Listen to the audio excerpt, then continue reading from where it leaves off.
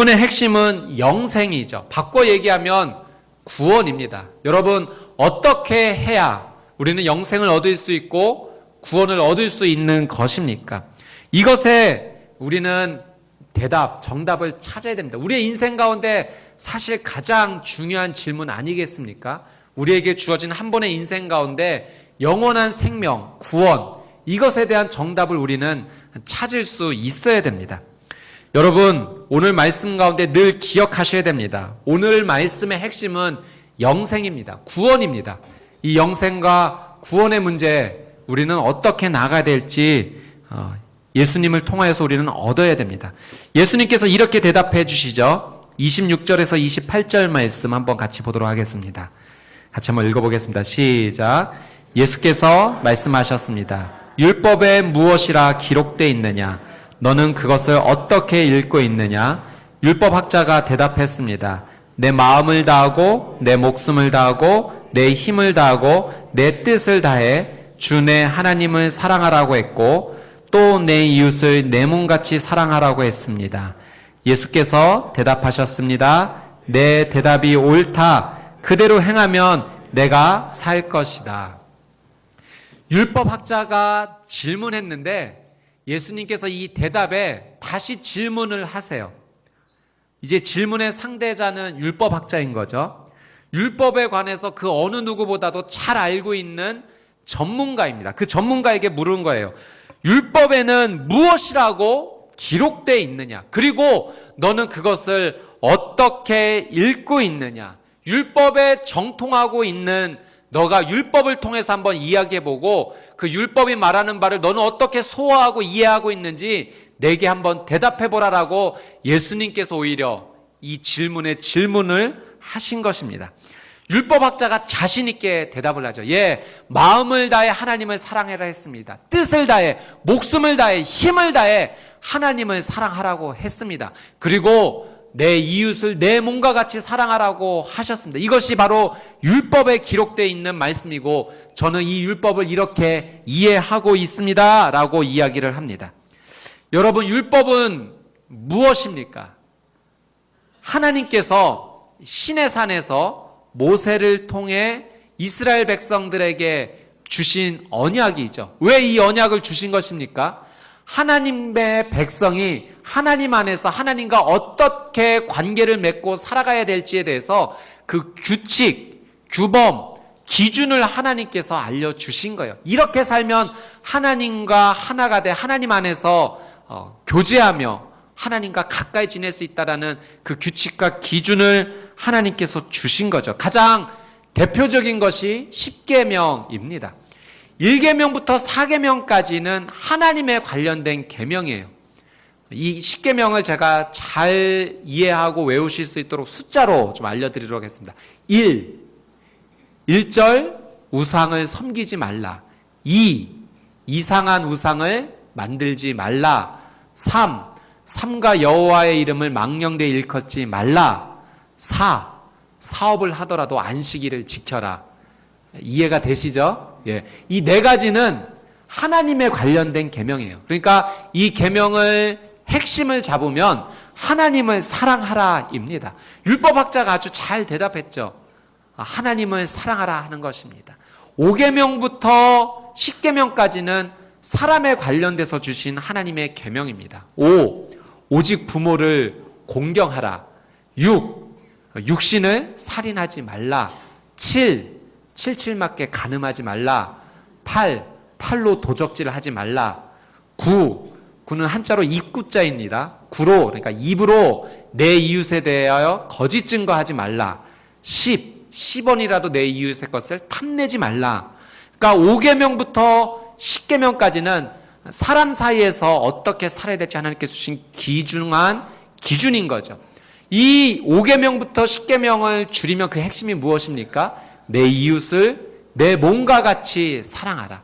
그러니까 율법학자가 그 전문가답게 하나님의 계명을 정확히 알고 있었어요. 하나님을 사랑하고 이웃을 사랑하는 것이 하나님께서 원하시는 삶입니다. 그것을 통해 하나님 주시는 영생의 축복을 누릴 수 있습니다가 이 율법학자의 대답이었어요.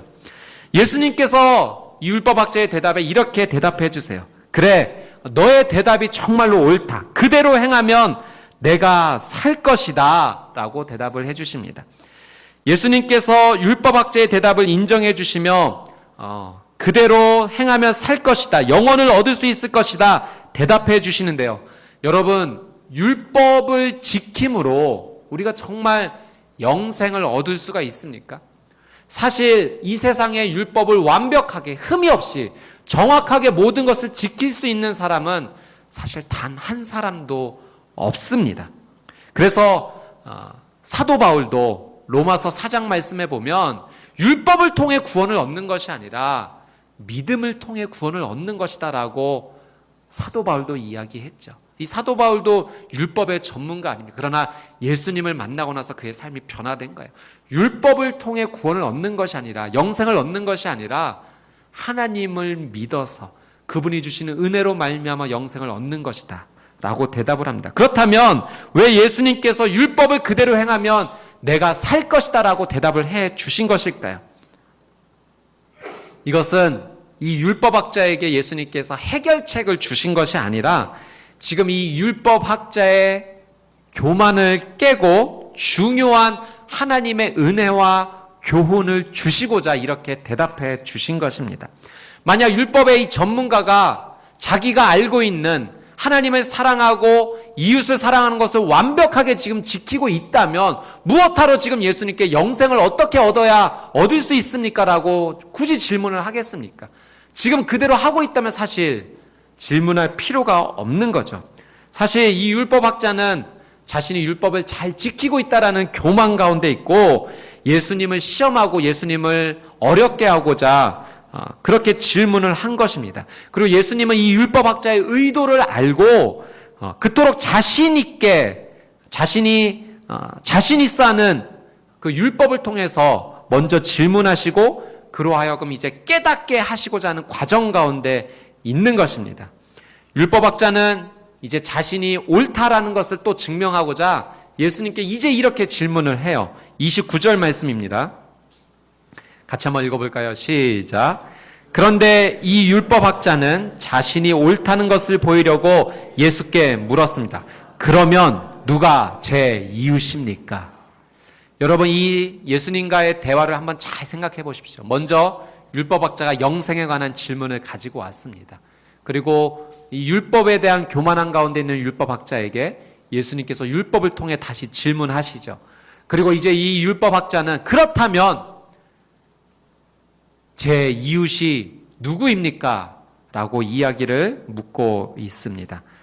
자신은 하나님을 사랑한다라고 확신했어요. 마음과 뜻과 힘과 목숨을 다하여서 하나님을 사랑한다라고 확신했습니다. 그리고 이웃도 사랑하고 있다라고 확신하고 있어요. 그런데 자신이 지금 사랑하고 있는 이 이웃이 맞다는 것을 예수님께 보이고자 오히려 도리어 질문하고 있어요. 내가 지금 그 율법대로 잘 지키고 있는데 그렇다면 예수님이 생각하는 이웃의 대상은 누구인가요? 라고 질문을 하고 있습니다. 이 질문에 이제 예수님께서 한 가지 이야기를 해주십니다. 비유를 해주시죠. 오늘 말씀의 핵심이 여기에 있습니다. 우리가 너무나도 잘 알고 있는 선한 사마리아인의 이야기입니다. 여러분, 우리가 보통 선한 사마리아인의 비유를 생각하면 이웃 사랑에 대해서 생각을 합니다. 지금 이 이야기의 배경이 한 유대인과 한 사마리아인 아니겠습니까? 쉽게 생각하면 유대인과 사마리아는 서로 교제하지 않는 그런 대상들이에요. 왜냐하면 역사적으로 그런 아픔의 관계가 있기 때문에 그렇죠. 예전에 북이스라엘 시대에 오므리 왕조 때 수도를 사마리아로 옮긴 적이 있었는데 나중에 아시리아에 의해서 멸망을 당하고 나서 이 아시리아가 이방 사람들을 이주시켰고 사마리아 사람들을 혼혈족이 되게 했습니다. 유대인들은 이것을 바라보면서 사마리아 사람들이 혼혈족이다, 이젠 이방인이다라고 생각을 하고 적대시하고 무시하고 그렇게 행동을 했던 것입니다. 그리고 후에 사마리아 사람들도 모세 오경만을 인정하고 그리고 유대인들과 다른 신앙의 노선을 걷게 되죠. 그리심산에 자신만의 예배당을 세우고 서로가 다른 신앙생활을 하게 됩니다. 그러니까 유대인들과 사마리아인들은 서로 적대시하는 관계가 된 거예요. 심지어 유대인들은 사마리아 사람들을 향해서 개다라고 이야기할 정도로 면전에서 무시했습니다. 그런데 이렇게 서로가 서로를 미워하고 적대시하는 유대인과 사마리아인의 사랑 이야기가 그려진 것이 선한 사마리아인의 이야기죠. 유대인이 강도를 맞아서 거의 죽어가 있는 상황 속에서 사마리아인이 이 한 사람의 생명을 살려주게 됩니다. 여러분, 이 이야기를 통해서 우리는 생각해요. 그래, 맞아. 내가 아무리 미워하는 사람이라도 하나님을 믿는 자녀라면 사랑해야지. 내가 정말 보기 싫은 사람이라도 하나님을 믿는 자녀라면 그를 사랑해야지. 예수님도 나를 그렇게 사랑해 주셨는데 그렇게 깨닫고 사랑을 실천하는 것이 잘못된 것입니까? 옳은 행동입니다. 정말로 그렇게 살아야 합니다. 그런데 오늘 이 사마리아인의 비유에서 단지 이웃 사랑으로만 우리가 하나님의 뜻을 발견하고 지나간다면 정말 예수님께서 우리에게 말씀하시고자 하는 중요한 진리를 우리는 놓친다라고 하는 사실이죠. 이 예수님께서 해주신 이야기는 단지 1차적으로 이웃을 사랑해라만, 사랑해야 된다라고만 말씀하신 것이 아니라 그 안에 예수님께서 정말 우리에게 해주시고자 하는 말씀이 있어요. 처음에 이 이야기의 시작이 무엇으로부터 시작이 되었습니까? 영생, 구원. 어떻게 영생을 얻을 수 있는가, 구원을 얻을 수 있는가부터 시작돼서 이 이야기가 나왔다면 예수님은 이 이야기를 통해서 무엇을 이야기하시고자 함입니까? 영생에 대해서 우리에게 이야기해 주시고자 함입니다. 사랑하는 여러분, 한번 이 예수님의 이야기 속으로 우리가 한번 들어가 보도록 하겠습니다. 한 사람이 예루살렘에서 여리고로 가다가 강도를 만났죠. 강도들이 그의 옷을 벗기고 때려서 거의 죽게 된 채로 내버려 두고 갔습니다. 자, 이 이야기에서 지금 생명이 필요한 사람이 누구이죠? 강도 만난 사람입니다. 지금 가장 생명이 필요한 존재는 강도를 만나 죽게 된 이 사람이다. 구원이 필요한 대상은 바로 이 강도 만난 사람이죠. 누가 이 사람을 구원해 줄 수 있고 누가 이 사람에게 생명을 줄 수 있습니까? 한 사람이 지나갑니다. 31절 말씀 한번 같이 보도록 하겠습니다. 31절 시작. 마침 한 제사장이 그 길을 내려가는데 그 사람을 보더니 반대쪽으로 지나갔다. 한 제사장이 내려갑니다. 제사장은 누구입니까? 종교 지도자입니다. 그런데 왜 그가 죽어가고 있는 사람을 돕지 않고 반대쪽으로 지나갔을까요? 아마 이 제사장은 죽어가는 사람의 피를 자기 손에 묻히기 싫어했을 것입니다. 왜냐하면 율법에 죽은 사람의 피를 만지면 그 사람은 부정한 사람이다. 일주일 동안 부정하다라고 성경이 기록되어 있죠. 부정하다라는 것은 따로 정결의 시간을 따로 가져야 되는 거예요. 제사장으로서 지금 제사장의 의무를 행하고자 예루살렘으로 가는데 지금 죽어있는 사람의 피를 만진다면 그가 그의 일을 할 수 있겠습니까? 못하는 것이죠. 그러니 자신의 일이 더 중요하다 생각하고 이 사람도 보아하니 거의 죽은 것 같은데 내가 도와줄 필요가 없겠다라고 생각하고 지나간 거예요. 또 한 사람이 지나갑니다. 32절 말씀 볼까요? 같이 읽어보겠습니다. 시작. 이와 같이 한 레위 사람도 그곳에 이르러 그 사람을 보더니 반대쪽으로 지나갔다. 레위 사람이 지나갔다라고 기록합니다. 레위 사람도 제사장과 비슷합니다. 하나님의 일을 하는 족속이 레위 지파입니다. 그러니까 그도 죽어가고 있는 사람을 피했다라고 하는 것은 자기가 하나님의 일을 섬김에 있어서 부정한 자가 되기 싫다라고 생각하고 그냥 지나친 것입니다. 예수님께서 제사장과 레위인을 언급한 분명한 이유가 있습니다.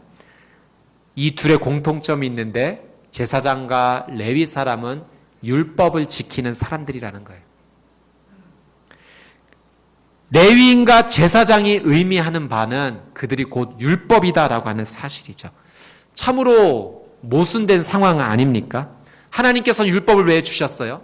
이 율법학자의 대답처럼 하나님을 사랑하고 이웃을 사랑하라고 이 율법을 주셨는데 지금 이 제사장과 레위인은 하나님의 율법을 지키겠다고 죽어가고 있는 사람을 못 본 채 하고 지금 지나가고 있는 것입니다. 이것이 얼마나 큰 모순입니까? 지금 예수님께서 이 율법학자에게 율법의 모순에 대해서 이야기를 하고 있는 거예요.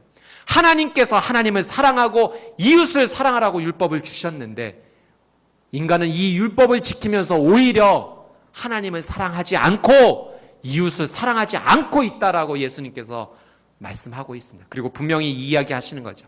율법으로는 영생을 줄 수 없다.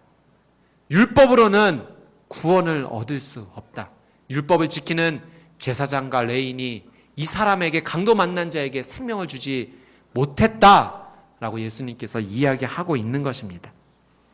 33절에서 35절 말씀 같이 한번 보겠습니다. 또 한 사람이 지나갑니다. 같이 읽겠습니다. 시작.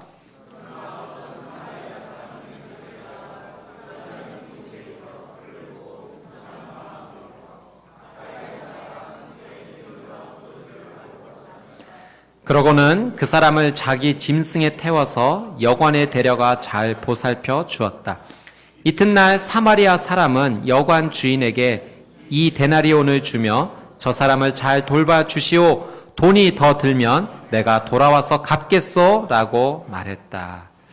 놀랍게도 한 사마리아 사람이 지나가게 됩니다. 배경 설명을 드렸지만 이 사마리아 사람이라면 죽어가고 있는 유대인을 보고 어떻게 해야 됩니까?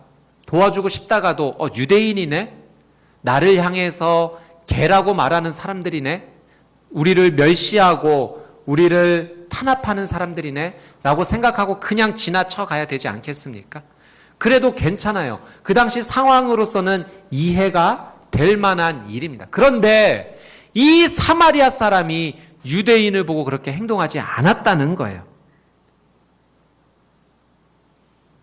자신의 있는 힘을 다해서 이 사람의 생명을 살리고자 합니다. 여러분, 만약에 강도 맞은 자의 이 유대인이 도와주는 사람을 보다가 잠깐 정신이 들어서 그가 사마리아 사람이라는 것을 알게 되었어요.